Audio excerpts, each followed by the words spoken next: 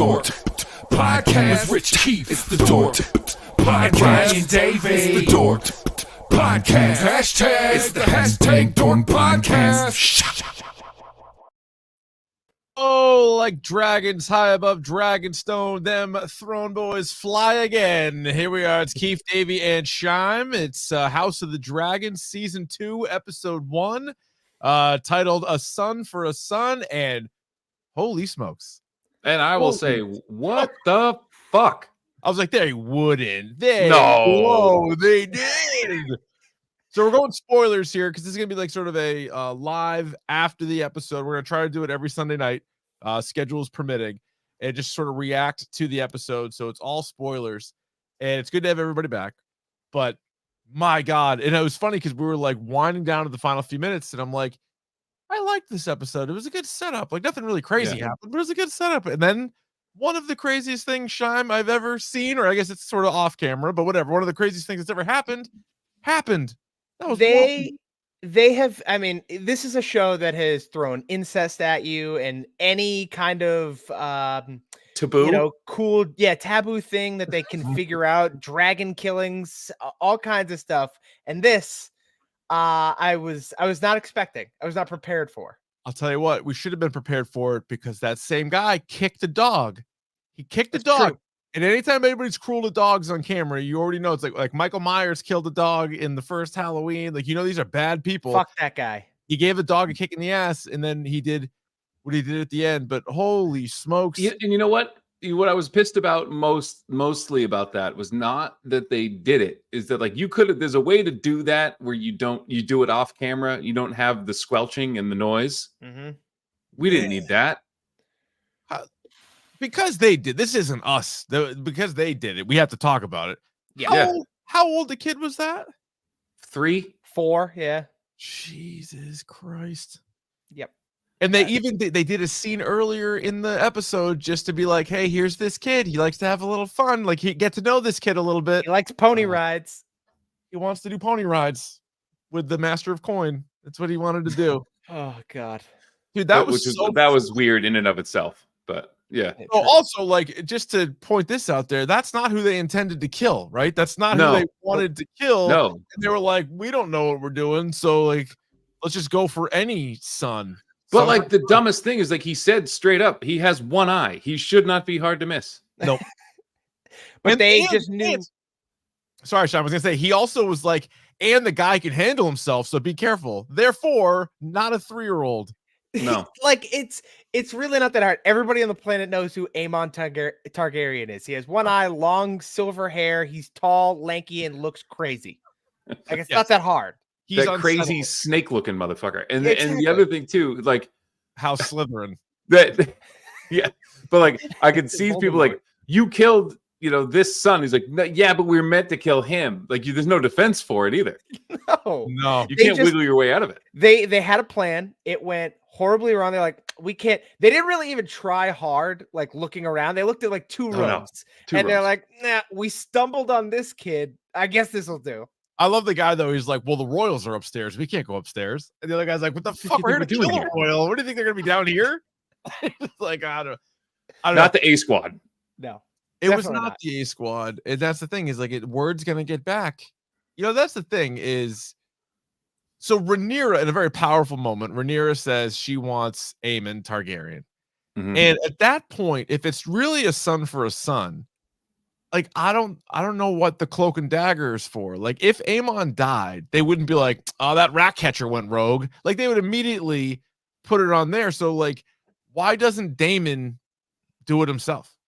Well, I think that's now that this happens, now Rhaenyra is going to turn on Daemon now. And now his only way to do this correctly is to do it himself. So that's going to be a big showdown moving forward, I think. I wouldn't even call Daemon a wild card at this point. I feel like Daemon is just bad ideas. Like, all he is bad ideas. Like, obviously he wants to be in power, but most of these people that are so power hungry, they don't see the big picture. And he's bad. He's reactionary.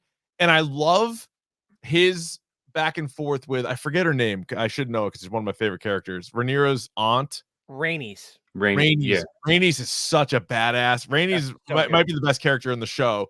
And he's like, get back on your dragon. She's like, that's not happening. She's like, yeah, if only you were my king. Yeah, right. Like I would do what you fucking tell me. I'm not doing what you fucking tell me to do. She's like the only character that just completely sees through his shit and like doesn't have to listen to him. But he's basically, and we've seen this in the history of Game of Thrones. It's like whoever's technically in charge is never calling the shots. It's always people close to them that know they can manipulate that person. Now, that's his sister, right? Rhaenys is his sister. Yes.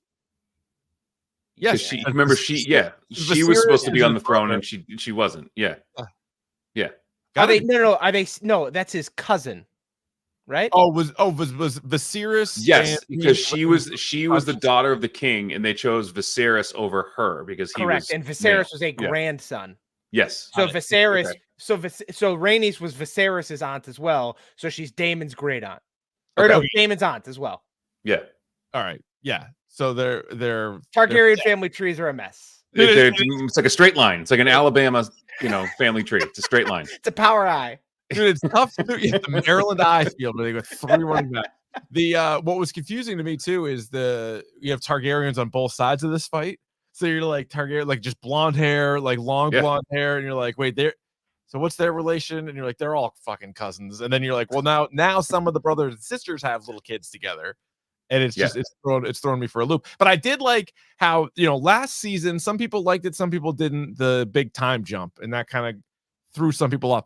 This season pretty much picks up right where the season 1 finale left off, which I thought was a great finale. You have that battle of dragons in the sky, although not a fair fight because poor Luke is on the Chihuahua of dragons. That thing, when you see that replay again, you're like, that is a tiny little dragon. He had no chance. And what is the name of Aemon's dragon? Vagar. Yeah. Just think Vader, and that's the dragon. Dude, that guy is an ass kicker. Holy smokes! That dragon is the scariest thing I have ever seen. So is Daemon even right when he says his dragon and Rhaenys' dragon they could beat Vagar, or do you think it'd be pretty close? It would. I would venture to say it would be pretty close. I think because they're more experienced than Aemon, like as riders, they may have an advantage because it's 2-on-1. But like if it's just the dragons 2-on-1, there's a good chance Vagar wins still. Well, but it's also like the thing with Vagar, if I remember correctly, like Daemon like was just trying to scare him. He's not really in full control of him. Correct. Of Vagar. You mean Aemon? Aemon like can't really control Vagar. So like remember he was trying to scare the kid. Yes. Luke, yeah. And it went sideways on him. Yes. At one point, they both couldn't control their dragons, even though the one was like a little mini dragon. Remember? Because they were both like, no, listen to me. And the one was like, fuck this guy. Like, so the little one kind of attacked the big one because he was like, get off our shit. And then the big one was like, I'm going to finish this. And so Aemon didn't want that to happen. And everyone's like, oh, like kids be kids. So he did not want as kids do. But that's also why, like, I think Aemon doesn't have any remorse. Like, you watch and you see him in this episode, and there's zero remorse. Like, I didn't do it. He's like, it's not my fault. I do it. It's a dragon. What do you want me to do? That is true. What's Daemon's dragon? It's Caraxes, which is a fucking great name too. Awesome name. Yeah. They have some badass ones. So season 1 ends with Rhaenyra sending her 2 sons. One going to talk to a Baratheon, and then we see what happens. The other one going to Winterfell to talk to a Stark. So I thought that was cool because, again, this is about 200 years prior to Game of Thrones, the show that we all love. And so you get to see like old school, like Night's Watch, old school, like the Wall, sort of the Starks, who's in charge, how they're talking about winter so far out before all that shit hits the fan. But I thought that was pretty sweet. And then they get word because they're so far away from everybody. They get like late word about Luke's death. But I thought that whole thing with Winterfell was pretty sweet. When he like looks out and sees like, oh shit, like you have all this going on out here. They did a really good job too of casting a guy who has the exact same accent as Jon Snow. Because like as he starts talking, you think, oh, wait a second, is this Jon Snow? And then you listen to him more, you're like, oh no, it's not. It's just a different Northman. Yeah. Which I thought was cool that they actually brought that their reasoning for being on the Night's Watch and stuff, and how they're very reluctant to leave that place. Mm-hmm. And knowing what happens to the Starks after they left Winterfell. Yeah. You know why now, right? Yeah. Stay north. Stay doing your thing. And then I'm also, this is the same way I watch all like the Star Wars like prequels and like TV shows. I'm always like thinking like, all right, who's related to who? What year is it? When does it get back? And so if it's roughly 200 years, the people that we're watching now are what, the great grandparents of like most of the characters that we see, or maybe great, right? It's probably 5 generations away. Is it that far? 4? Well, I mean, I guess it depends. Like if you're having kids when you're 20 versus kids when you're like 35 or 40, I guess. So Aegon II, who is currently the king, I believe is Daenerys's great grandfather or grandfather. Oh, really? You think just because it goes Aegon, and then I think his son Maelor takes over, and then Maelor has Mad King Aerys, and then it's Daenerys. Okay, so maybe great grandfather or great grandfather, either way. So we're there. I think that's the right line. Yeah. And so like Ned Stark is probably not crazy, especially when we meet Ned Stark. He himself is probably 40 years old, 40 or 50 years old. Mm-hmm. So yeah. But anyway, I find that fascinating. I also thought that it was good. They were talking about at one point when they were at the small council meeting, and they were saying they needed like a new king of the ships or whatever. And one of them really briefly mentions the Greyjoys. Yes. So it was like a little plug for the old Greyjoys. I gotta look up the Targaryen family tree to make sure we're on the right. Yeah, so that's the thing is like I don't know how much I want to do that, because I know like I haven't read the book. So if you're just watching this for the first time or listening to us, Scheim has read the books. Davey and I have not. I've read one book. I've read the first book, which is useless at this point. The book, House, like the prequel one? No. Like I read like OG one. Yeah. Song of Fire and Ice or whatever the hell, like the first one. Because I'm like, I could look up all this shit, but then I'm like, do I want to be surprised? So if I make a prediction and it comes true, it's not based on any kind of reading. I'm just sort of putting the pieces together. You did get a scene with Alicent Hightower getting a little bit of the old Colonel Angus. The Colonel was in town eating pie. Yeah. I was just waiting for the oh god, your favorite show drop Tiggo Biddies and Bunch and Mocks. That one. Yeah, what do you like, Corliss? Was it Corvus? Cole.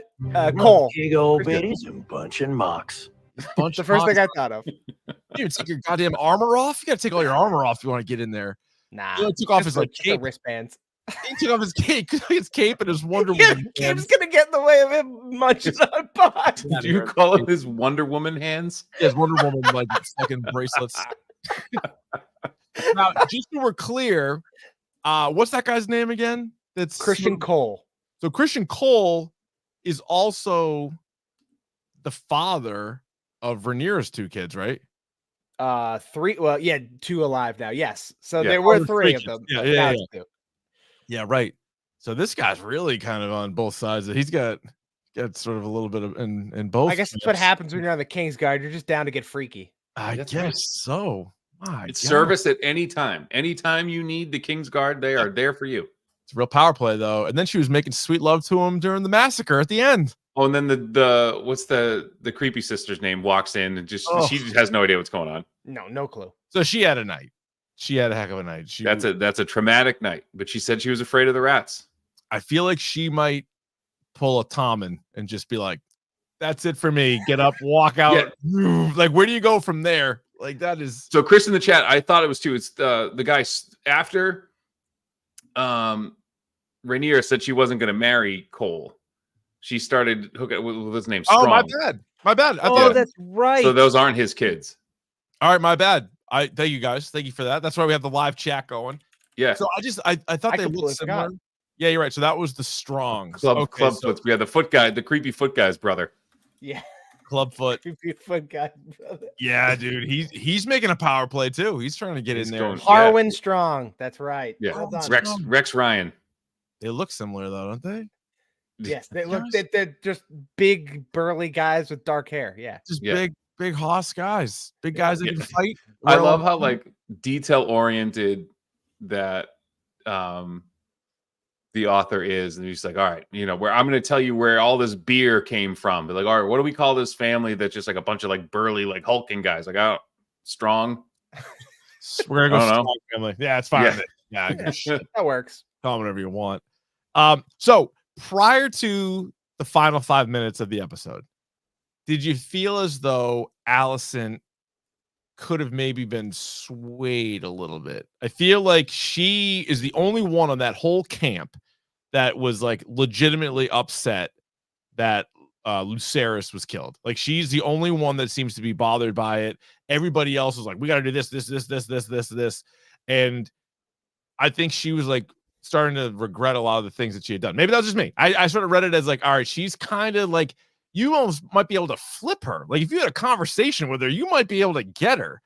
And then this happens, and now there's no chance.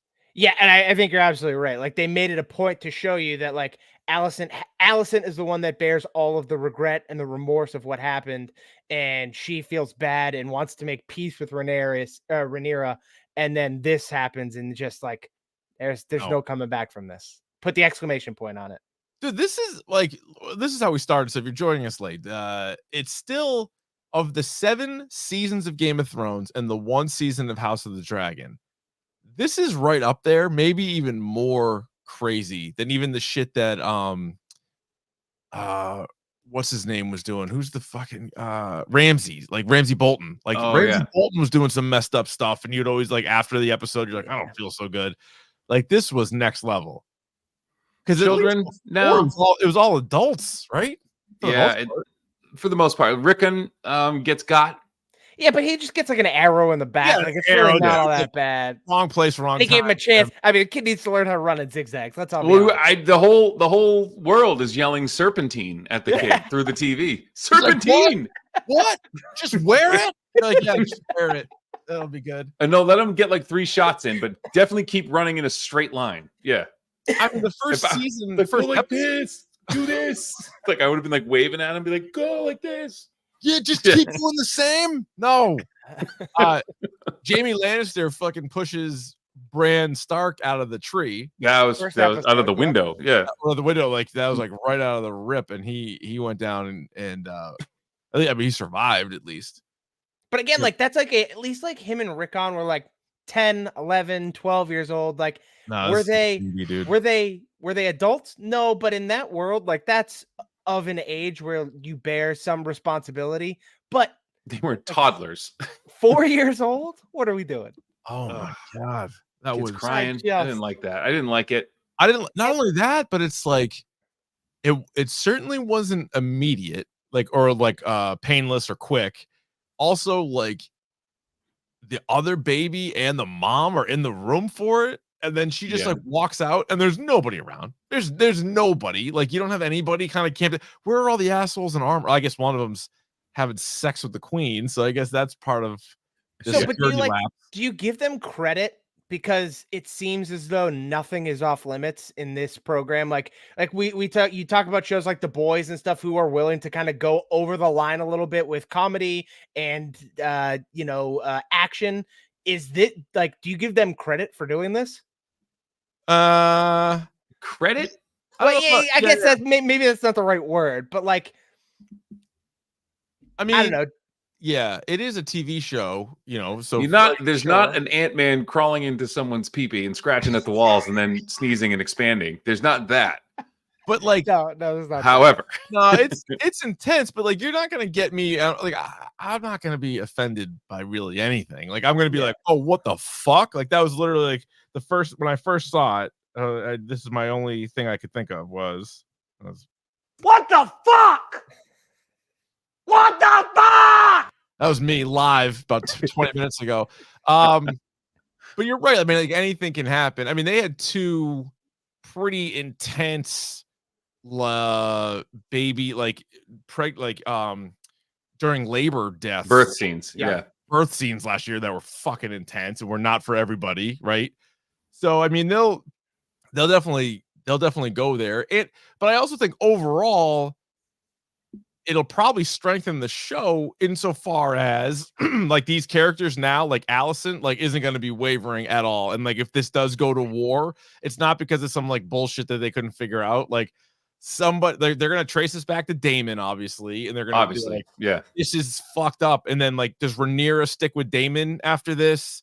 And like now, yeah, clearly there's going to be a war, and it's not for over anything small, that's for sure. No, and in the preview, she said, she says to Damon, she says like, you haven't strengthened my position, you've weakened my position, and like I can't trust you anymore. Like something as simple as like finding the dude with one eye who can handle himself in a fight. You killed an infant. Well, so and now with the killing of the infant, do we actually think it was the boy infant? The mom did say they killed the boy. Yes, but I mean, she's so shook. She's also tapped anyways. On top of being shook, she's tapped in general anyways. Yeah. So do we, because she may just be like playing into the bit at that point, like kind of deal, and just being like, yeah, that's the boy, this is a girl. I'll take her at her word for it, even though she was tapped. I just feel like they made a lot about the confusion between which was the boy and which was the girl for it to go unused later on. Yeah, true. Just like early on, they were talking about like the rats, and you're like, all right, they got rats, and then all of a sudden, like the rats became the biggest thing. So yeah, no, that's still up in the air. Now again, like the kid is definitely dead. Like there's no, because like, you know, not to belabor. No, you get your head cut off, you usually don't come back from that. No, but like in a lot of shows, if a death is done off scene, like you need to still have it confirmed. I don't need this one confirmed. Like I feel the other thing too is like I watch. I'm not deaf, but like sometimes it's hard to hear. Like the guy, the other strong guy, the foot guy. Yeah, he's hard to hear. Like he whispers. So like I turn the subtitles on. Is the long story around that, and the word squelching appears all the time. Like squelching. Like our guy Opie the Poet. So Stranger Things, everything was squelching. Everything was a squelch. He did a whole rap song about it. I'll have to tweet that out on YouTube somewhere. He did a whole, because he was like, for anybody wet squelching. Yeah, everything was wet squelching on Stranger Things. Less wet squelching here. Oh, before I forget, I wanted to point out the director of this episode. His name is Alan Taylor. He has directed a few movies, including Thor: The Dark World. Which was not great. Terminator Genesis, also not great. The Many Saints of Newark, not great. However, I didn't mind. No, I'm thinking of a guide to recognizing your saints, not the Many Saints of Newark. No, that was the Tony Soprano movie. Yeah. But then I was looking him up earlier. The guy has directed 1 million TV episodes. He did a couple episodes of Oz. He did a bunch of Sopranos. He did West Wing. He did 6 Feet Under. He did Lost. He did one episode of Lost, but he did Deadwood, Mad Men, HBO guy. He's like Game of Thrones. Like he's done a ton of shit. So I did think the episode was good. I mean, he didn't write that part, and I do like the switcheroo. Again, I don't know if it's credited or not, but the title of the episode is "A Son for a Son." So the whole time you're thinking like, all right, makes sense. They're gonna go after Aemon. Like that's gonna be the guy they go after. And it was like, oh no, curveball, curveball. Well, I said this. So as the rat catchers are going through the building, I'm like, there's 3 options here. They get him, they don't get him, or they get somebody else. And they got somebody else. They got the wrong person. Yeah, I just kind of expected them to fuck it up. Like they were going to screw it up one way or another. They were going to mess it up. And this was the avenue. I didn't think that they would mess it up quite this bad. No, I thought that there was 0% chance they were going to kill Aemon, like 0%. Because we got to get him on his big bastard dragon again, and there has to be some sort of showdown in the sky. But I wasn't even thinking like they're going to kill somebody else. I just thought they were going to get caught and like rat out Damon, or well, pardon the pun, but they were going to like give him up, and it was going to be like, oh, see, they're trying to kill him, and just, but like in a weird, sick way, this was probably better because this escalates things 1,000-fold for like the next episode. Yeah, they are all gas, no breaks on this program. There's no filler. There is no delayed use of time. Like it is, we are all gas. All right, what do you guys think of once again having a young king who basically just listens to like his grandfather in this case, but it's like, we watched how many seasons of Joffrey and then Tommen, and it was the same kind of idea where they're like, all right, you have a brat on the throne. the guy's father, grandfather, whatever, are really the ones running things. And an overprotective mother. Yeah. So I was like, on the one hand, like, I like the show. I'm excited to see where it goes. But for all the different possibilities, all the different kinds of personalities you could have on the throne, I feel like we've kind of seen, like, this kid doesn't seem as bad as Joffrey. Joffrey was more evil. This kid's just like immature. But I'm like, it's kind of similar, isn't it? It is, and I think we start the Targaryen crazy has to start coming out a little bit now too, right? Like, they've been okay for now, but like, we know this devolves into the Mad King at some point, right? So are we going to start seeing the mentality of this whole family start to devolve a little bit? I hope so. I think you're already starting to see it a little bit with Rhaenyra, right? Like, the only words she said the entire episode were "Bring me Aemond." That's it. I want Aemond. I want Aemond. Those are the only words she said the entire episode, and you could just see it. Like, yeah, a lot of it was grief, but at the same time, like, a lot of that is that kind of Targaryen madness that's kind of seeping out. Oh, there was a sick line too, going back to Rhaenys, when she was talking to Daemon. And Daemon was like, she shouldn't have gone out there on her own. Like, what if she saw Aemond? And Rhaenys was like, well, then I'd feel pretty bad for Aemond.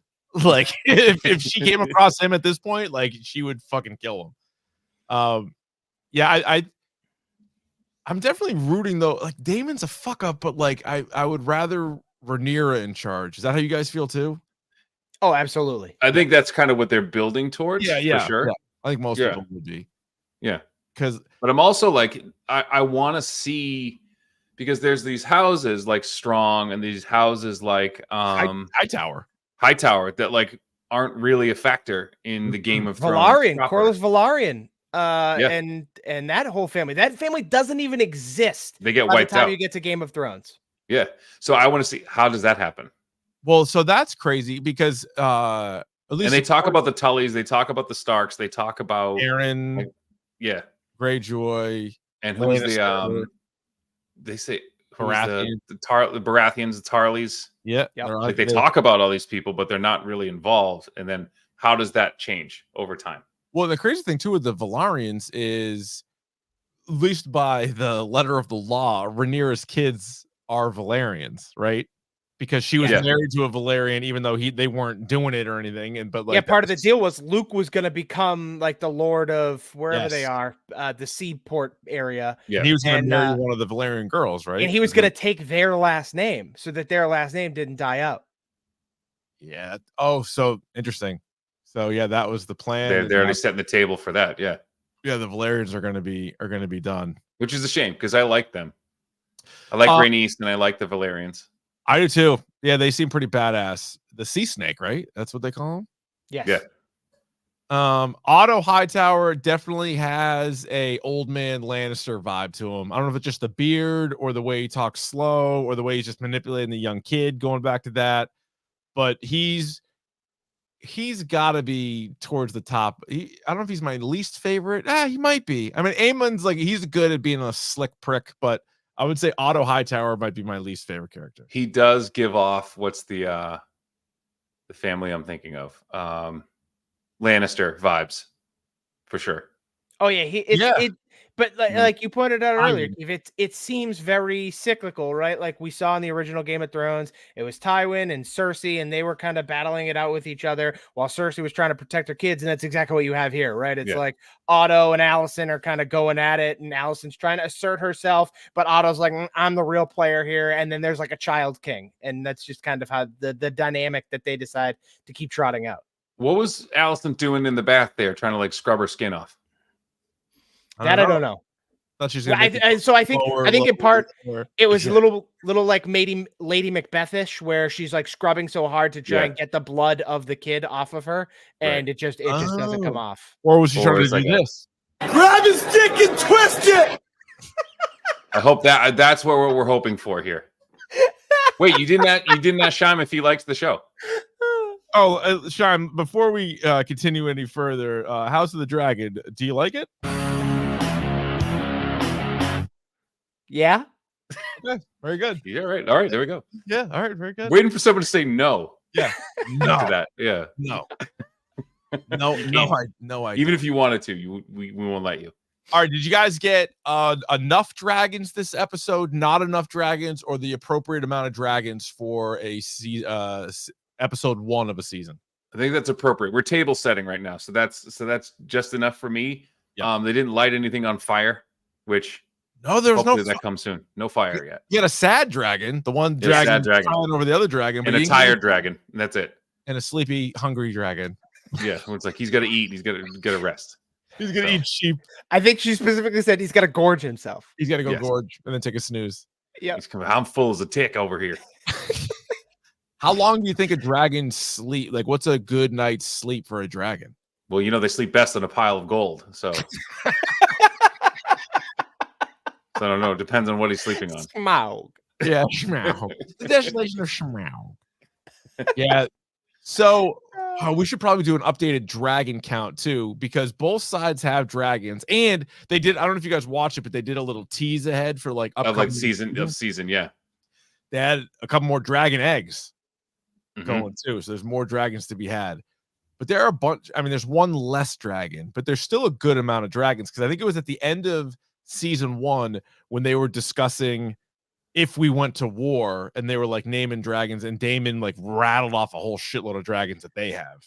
Yeah, and there's ones that are like wild. They don't have riders yet. Yes, he was like, there's a few there that like we could get. So there might be a race to those dragons maybe this season. Because I think the Hightower side, they only have the 3, right? It's just actually it might only be because it's Aegon has one, and then Aemond has one, and I don't know if the youngest boy has one yet or not. Yeah. But then on the other side, they have like 5 or 6 of them. Yes, they definitely have more. The biggest one though is definitely Vhagar with Team Green, as it were. Correct. That thing's a bad motherfucker. Yeah, you buying into this whole Team Green versus what is it, Team Black? Yeah, I don't know if I need that. I don't know. Hashtag Team Black. There's a lot of hashtags. Yep. They did the separate trailers, which I thought was 2013, like all these hashtags. I don't know. You can save the hashtag, you can save the teams, but I think it makes sense because you're like, are you on the Targaryen side? You're like, which one? Like, there's Targaryens everywhere. They're everywhere, and they're fighting each other. Which was also a good line when they, when Daemon was talking to one of the twins. Remember the twins that were like they didn't know what side to be on. The dude with like the beard. He looks like fucking. Like there's one of them. There's one of them. Yeah, there's one left. But he had a good line where he's like, we joined like the Kingsguard when we were like little, and he's like, so when like the family like splits up, like the hell are we supposed to do? If we're here to be on the side of the royal family, and now the royal family is having a civil war, so like where do we fall? Yeah, we were kind of and there was like a whole thing, and this could be literally and figuratively too, which is interesting because didn't they talk about like how dragons don't attack other dragons? Oh, and that was like why the other thing was like so shocking. What Vhagar they're like dragons don't attack other dragons. But then I think didn't one of them say something like when it like in war though, like it has happened. Like they've never seen it. Yeah, or like something. There was some kind of dragon lore when it came to them. And I think Damon was like, we can figure it out. Yeah, and then, but I think it was like literal and figured like dragons, like Targaryens don't attack other Targaryens. And now we see that that's not true. Yeah, that's true. Do you think Otto Hightower remains Hand of the King much longer? No.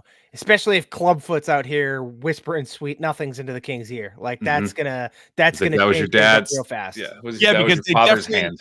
Yeah, exactly. Like that's a good line. And they made it very clear how manipulated he can be. I mean, he's a kid on the throne, but he's like, yeah, I'll give you all your sheep back. And then he's like, dude, we can't give him his sheep back. He's like, just kidding. We're not giving you your sheep back. So like you can get to that guy.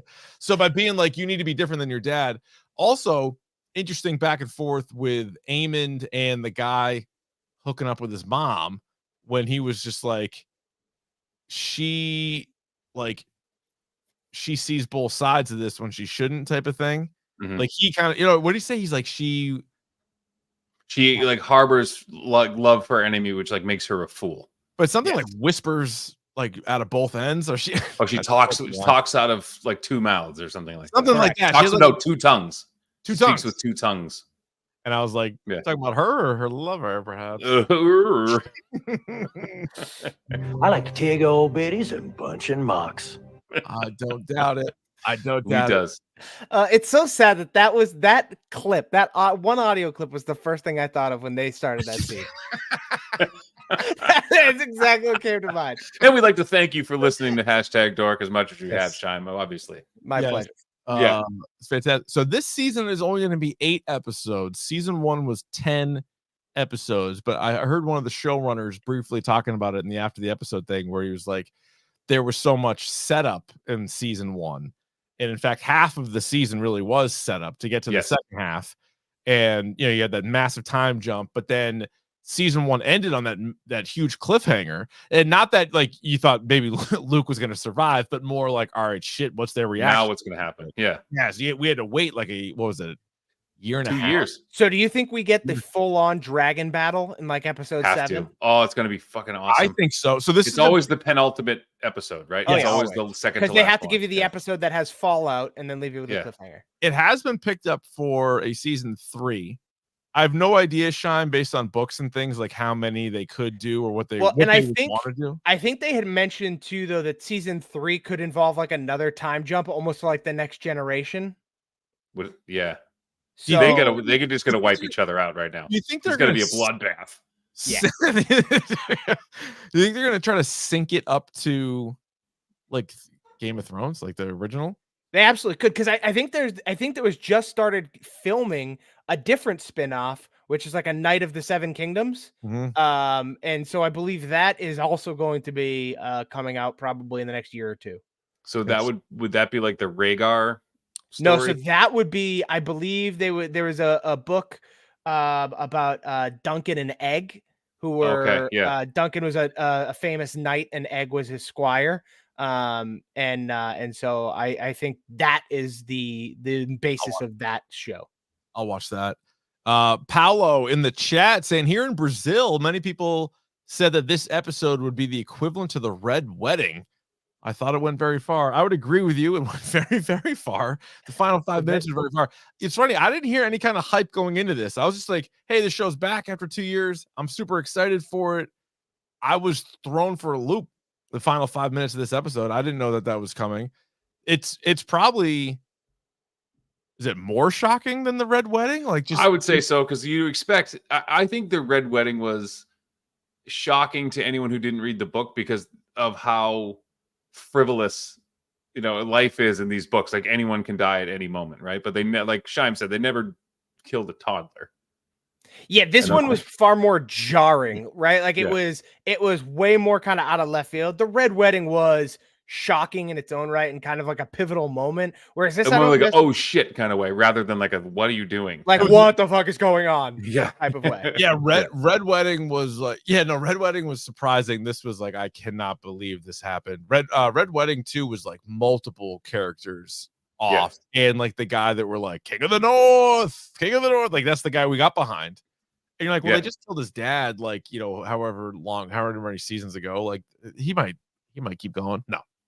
That is the thing. That is always the thing with Game of Thrones is like, now this is a little bit different. We're dealing with the prequel. So like for people who have read the books and like, you could probably kind of figure out certain characters that are going to survive. But for people that are going in cold, it's like next week they could all go. Like, you don't really, you have no idea, especially with all these dragons out there flying around. There's no character that's safe. No. Anything else, guys? You got any other things that jumped out to you or anything we didn't hit on in this episode? I didn't know how much I missed watching Game of Thrones on Sunday until the theme song came on. Oh, it's great. The best part. Mm-hmm. Like I remember how excited we used to get when you hear like the theme song. You're like, all right, here we go. Like you would have like little house parties and get-togethers and stuff. Yeah, like that's how epic it was. It was. Mm-hmm. I absolutely did. There was like a thing at the Davey household when I was living in Connecticut. In the YouTube chat, JP420, the Rat Boys made a crazy pivot. That is for sure true. That was a hard left that they took right there. Things aren't going great. Let's change. Let's do an audible. We can't find them in the first 2 rooms we looked in, so let's just kill a baby. Reroute. Oh, actually, this is what. So when Davey talked about they might kill a different person, actually, what I thought in real time was when he dropped his torch and then it rolled. I thought he was going to run into one room and then like that whole room was going to be on fire. And then like whether somebody died or not, just like they damaged the castle so significantly with this massive fire. That also showed like that painting on the wall with like the dragon and like the fire like near like King's Landing. So I thought maybe there'd be a giant fire and then that like they would still be pissed at also like where did that handmaid go? That maid, I was gonna say that maid that looks like Emma Stone in Little Things. She's up to something. She just straight up dipped. She was but she's gone. sneaky. She's up to something. Because remember, she is up to she something. got rid of all her maids because all of Allison's maids because she's like there's a there's a rat. So like do you think but she's still there. Do you think so she must be she's someone telling unless she's the one filling in Clubfoot. Could be working with Clubfoot. Yeah.